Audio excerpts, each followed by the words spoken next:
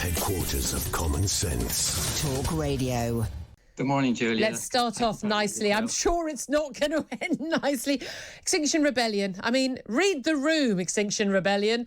We are facing an energy crisis in this country, in Western Europe, indeed. And we are looking at war. And yet the eco-protesters think that this is about the right time to have mass protests disrupt the UK oil refineries. What's the purpose of this? You're correct. We are in an energy crisis, but actually it's not an energy crisis. It's a fossil fuel energy crisis. As you know, Julia, you're old enough to remember the 1972 oil crisis. We have been warned. We have been, well, I apologise. I certainly am old enough to remember. Very ungallant of you, Donnachadh. You can see my bald patch on my grey hair. We've been through this so many times, Julia. Well, I have been through over the last 5 decades. We have been warned many times that our dependency on fossil fuels will get our economy and our security into trouble. And so what's happening at the moment is that because of the Russian invasion and the global shortage of fossil fuels, electricity in the United Kingdom is now £200 a kilowatt for fossil fueled electricity. It is £50 a kilowatt for green electricity. Then suggests that we've got that is the actual fact this winter. But the point is, Donnachadh, the green energy is subsidised, but also crucially, it's not reliable. If the sun doesn't shine, if the wind doesn't blow, we saw that in September when that happened. We need to have the backup. It's not our reliance on fossil fuel that is the problem. It's our reliance on foreign supplies of fossil fuels and our reliance on unreliable green energy that has led us here. If we were, extracting natural shale gas from the ground and beneath our feet in the north of this country instead of plotting, thank God, overturned to cement up those wells. If we were using more of the gas and the oil from North Sea supplies, we would be more secure. If we built nuclear power stations, we'd be more secure. We wouldn't be facing this problem right now. Well, the actual fact is that if you actually risk earthquakes and poisoning the water sources, what you do is you don't reduce costs by a penny. If you actually, we're proposing to spend £11 billion on new fossil fuels in the North Sea. If you look at the UK's housing, it has a shortage. 66% of our houses have inadequate roof insulation. It would cost around £5 billion to upgrade that to modern terms. I'm talking about £1 billion for 5 years, and our roofs are sorted. That cuts energy usage and bills by 20 to 25%. But we're still going to need reliable energy. I'm all for insulating homes. I'm all for all that. But I'm not going to let that go. This earthquakes and poisoned water risk from fracking natural shale gas. No.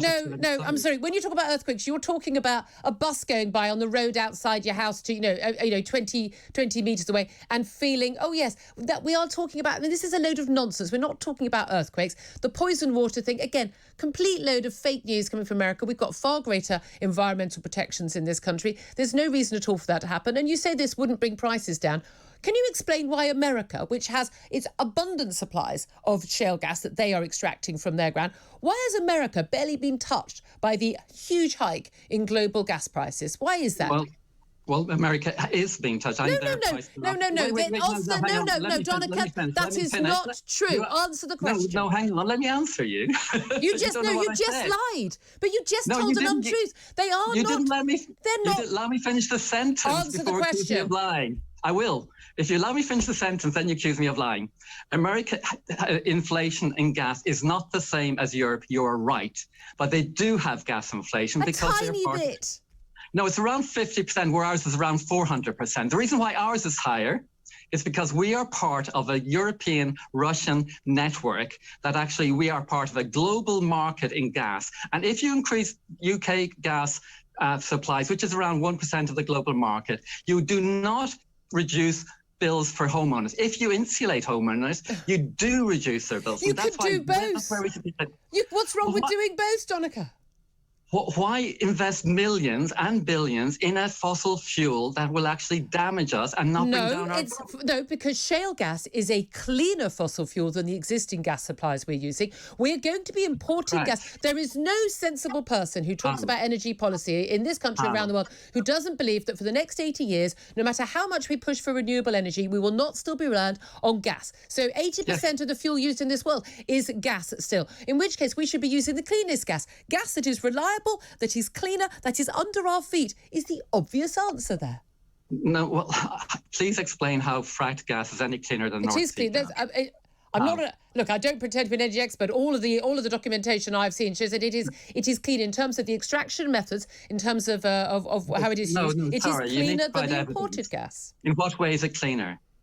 I don't claim to be an energy expert. Okay, well, fine. That's fair enough. I actually do a reasonable amount of research. And the problem with fracking, putting aside the earthquakes and the... There aren't earthquakes from fracking.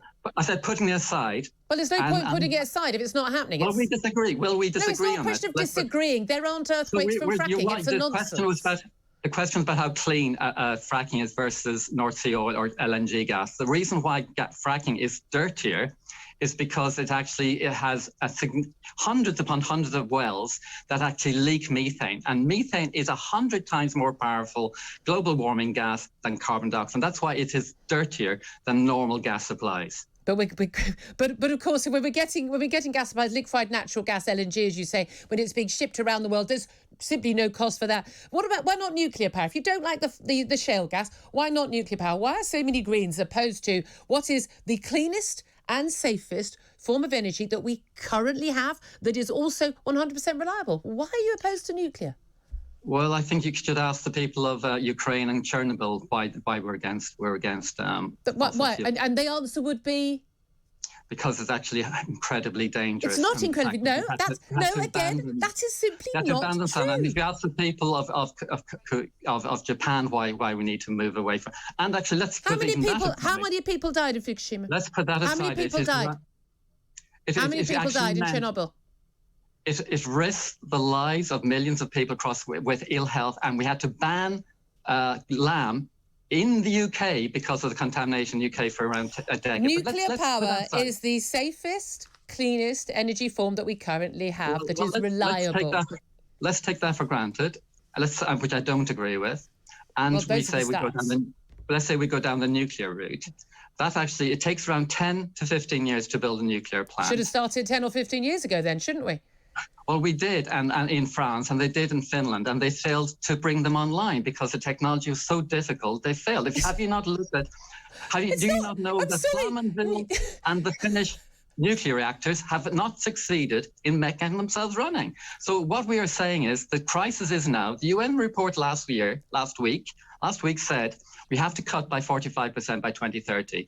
We cannot build nuclear in time to cut our emissions by 45% by 2030. I'm sorry. Okay. I mean, genuinely, Donnachadh, you know that most electricity in France it comes from nuclear power stations, which apparently is technology we can't make work. Let me ask you finally about what do you think Extinction Rebellion, do you think the reaction from Extinction Rebellion will be to them blocking oil refineries at a time when people's energy bills are going sky high? What do you think the reaction is going to be when they start blocking roads and blocking refineries?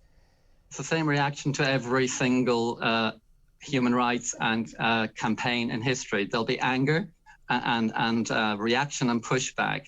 But the fact is, as the UN General Secretary said last week, we're in a battle for survival. We're now in an existential crisis. It's a battle for Britain, and I'm sorry, you're on the wrong side.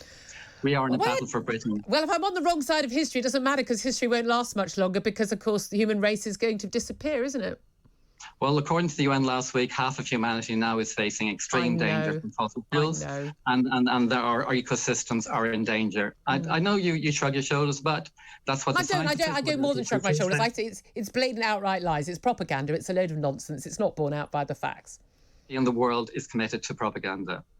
Donnachadh, I know we'll talk again, and I certainly want to talk to you again when... Good talk. Hot talk. Bold talk. Talk radio. Listen on your smart speaker. Watch it live on your smart TV. The world headquarters of common sense. Talk Radio.